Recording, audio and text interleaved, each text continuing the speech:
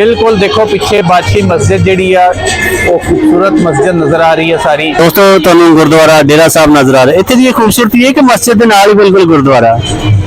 ਅਸੀਂ ਅੱਜ पहुंचे हुए हैं लाहौर फूड स्ट्रीट लाहौर। बैठे हैं हवेली रेस्टोरेंट की छत के ऊपर। साल बादशाही मस्जिद क्या वैसे खूबसूरत सीन है यार। अच्छा पता लगता कि इत्थे आके ना कि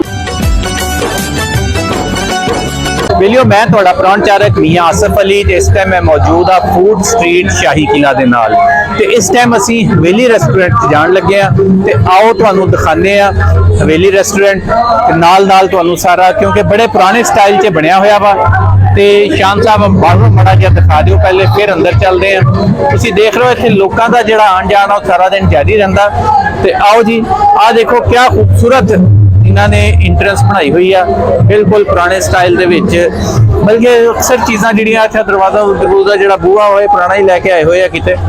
आओ जी जी आ देखो जी क्या खूबसूरत इन्हां दी इंट्रेंस आ की खूबसूरत स्टाइल आ पता लगदा कि कोई अच्छा बिल्कुल साइडा ते भी छोटी खिड़कियां इत्थे पौड़ियां उत्ते जा रही हैं तो वह भी वही स्टाइल है बिल्कुल सारा जिहड़ा पुराना सी।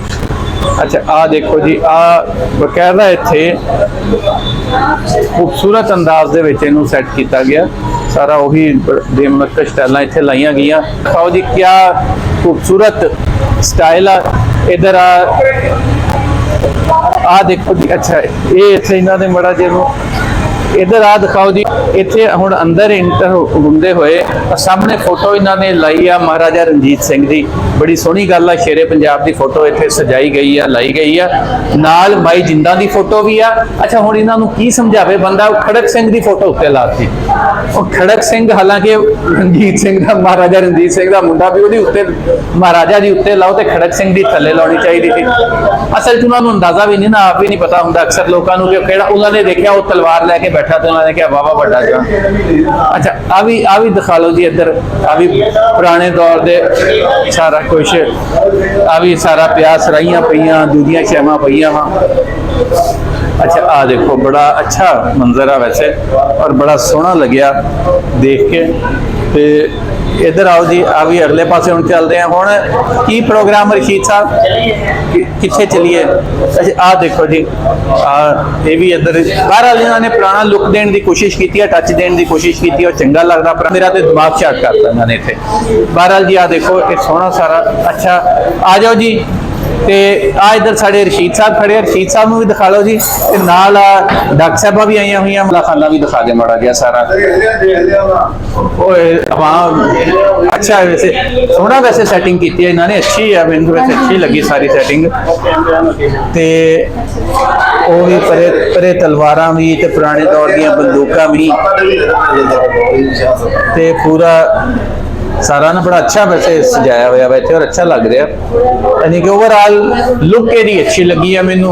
बाकी सारा कुछ जरा वा हम खाना तो हले खावांगे वैसे तो पहले भी पाक। चलो जी अगे आओ देखो जी असीं तो अपने पीरां दे नाल आ ते बाकी हुण जिहड़े इत्थे सारे आ देखो जी। अच्छा हाँ ये भी वैसे सोहनी है सोहनी सैटिंग की इन्होंने। आओ जी आओ चलो जी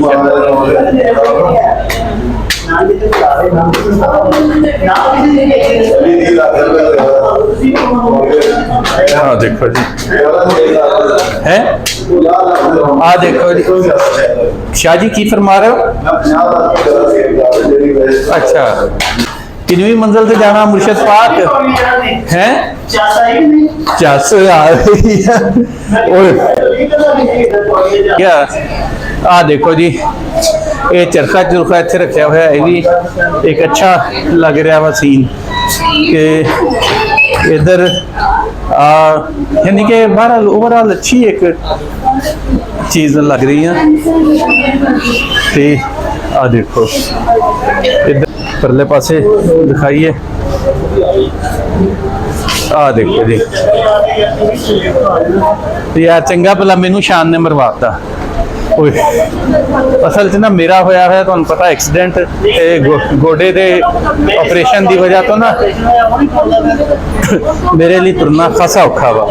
ਆ ਦੇਖੋ ਜੀ, ਆ ਦਿਖਾਓ, ਇਹ ਵੀ ਨਾਲ ਲਾਵੀ ਕੈਸਾ ਤੇ ਦਿਖਾਓ ਤੇ ਆਓ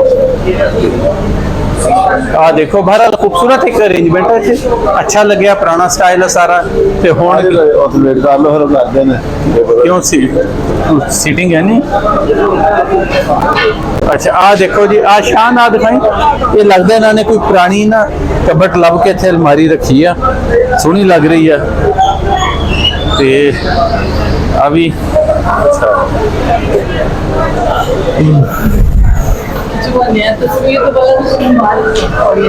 आओ जी हुण असीं चल रहे हैं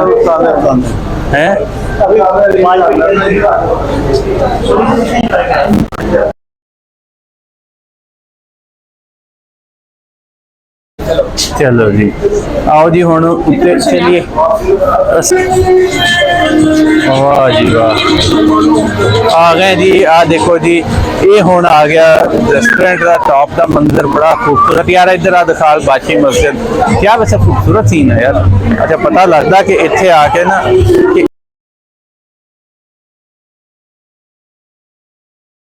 मस्जिद जिहड़ी आ दिस रही है ते उधरले पासे परले पासे शाही किला वा, पर शाही किले क्योंकि लाइटिंग नहीं है इस टाइम, इसलिए वो नहीं दिस रहा सही। ते बिल्कुल देखो पीछे बादशाही मस्जिद जिहड़ी आ वो खूबसूरत मस्जिद नजर आ रही है सारी। अच्छा ये उत्ते भी इन्होंने वैसे पुरानी जी सेटिंग की हुई है। बाकी भी घुमा के दिखा दो शान साहब, परला पासा भी दिखा दो सारा। ते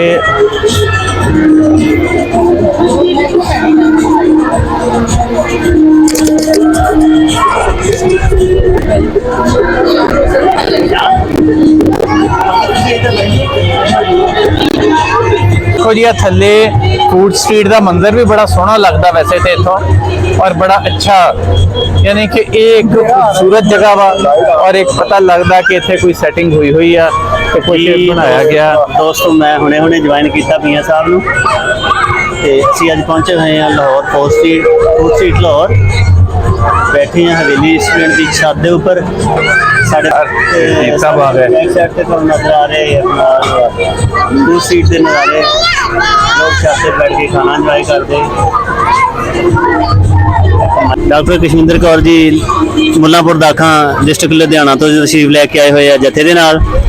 जोड़ मेले ते तुहानूं पता पाकिस्तान च अजकल जत्था है तो इस वास्ते डॉक्टर साहबां जिहड़ियां सानूं मौका मिलिया उन्हां दी खिदमत करन दा। ते मैं मियाँ साहब, शाहजे मोनी, साडा छोटा भाई जीशान, असीं सारे इकट्ठे हो के डॉक्टर साहब दे नाल पहुंचे हवेली रेस्टोरेंट लाहौर फूड स्ट्रीट, जिहड़ी बादशाही मस्जिद और शाही किला दा बिल्कुल करीब है। सामने गुरुद्वारा डेरा साहब भी बिल्कुल नजर आ रहा। दोस्तों तुहानूं गुरुद्वारा डेरा साहब नजर आ रहा। इत्थे दी खूबसूरती है कि मस्जिद दे नाल ही बिल्कुल गुरुद्वारा, जिहड़े लोग पता नहीं की सोचते मुस्लिम और सिख इतिहास बारे, उन्होंने दस दईए कि आ देख लो तुसी गुरुद्वारा डेरा साहब और बादशाही मस्जिद बिल्कुल नाल ला रहा है। यह शहर लाहौर पाकिस्तान च इंडिया नहीं।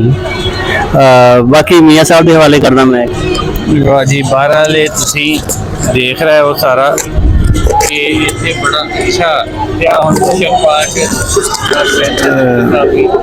जी अस्सलाम वालेकुम।